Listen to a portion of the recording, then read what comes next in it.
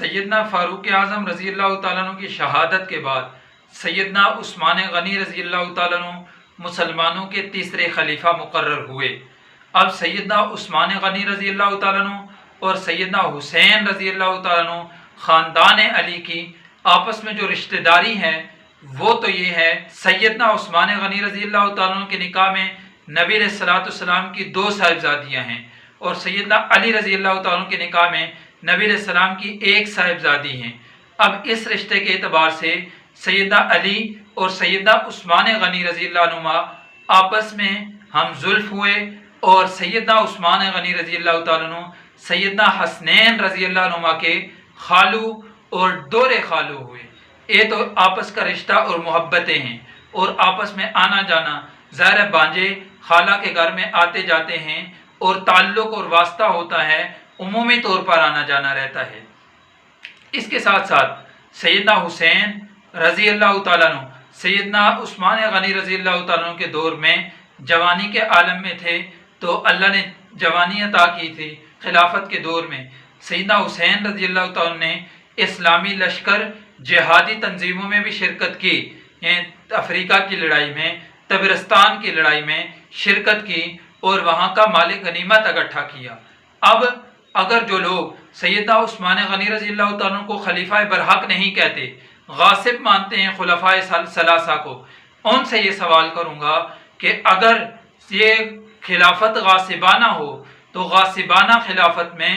جو اقدامی جہاد ہوتا ہے وہ جہاد نہیں بلکہ فساد ہوتا ہے، اور اس میں مال غنیمت جو آتا ہے وہ مال غنیمت نہیں ہوتا بلکہ ناجائز مال شمار ہوتا ہے۔ تو اب آپ سے میں یہ سوال کروں گا کہ آیا سیدنا حسنین رضی اللہ عنہ سیدنا عثمان غنی رضی اللہ تعالیٰ عنہ کے دور میں ان لشکروں میں، ان لڑائیوں میں شریک نہیں ہوئے، ان جہاد کے لشکروں میں شریک نہیں ہوئے؟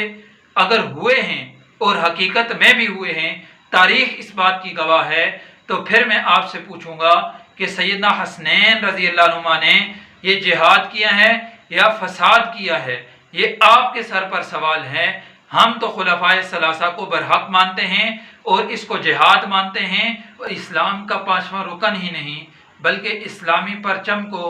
دنیا میں وسیع تر کرنے کے لیے، ہمیں مملکت کو دنیا میں وسیع تر کرنے کے لیے اور اسلام کے پرچم کو لہرانے کے لیے ایک بنیاد اور اساس بھی ہے۔ تو اب آپ کے ذمہ جواب ہے کہ آپ کے ذمہ یہ جہاد ہے۔ حسنین رضی اللہ عنہ کے بھی آپ نام لیوا اور محبت کرنے والے ہیں، یا ان کے اوپر بھی بہتان باندھنے والے ہیں، یہ اس سے پتہ چلے گا۔ بہرحال اس کے بعد جب سیدنا عثمان غنی رضی اللہ تعالیٰ عنہ پر بلوائیوں نے آپ رضی اللہ تعالیٰ عنہ کے گھر کا گھیراؤ کیا، 40 دن بھوکے پیاسے رہ کر آپ رضی اللہ تعالیٰ عنہ نے جام شہادت نوش کیا، تو اس دوران حضرت علی رضی اللہ تعالیٰ عنہ کے حکم سے سیدنا حسنین رضی اللہ عنہ نے خلیفہ ثالث سیدنا عثمان غنی رضی اللہ تعالیٰ عنہ کے گھر کی پہرہ داری کی ہے۔ اگر انہوں نے اس کو غلط سمجھا تھا، خلافت ثلاثہ کو غاصبانہ خلافت سمجھا تھا، تو پھر پہرہ داری کس بات کی ہے؟ پھر پہرہ داری کیوں کی ہے اور اس گھر کا پہرہ کیوں کیا ہے؟ اس کا جواب آپ کہاں سے دیکھیں؟ تاریخ اس بات کی شاہد ہے۔ تو لہذا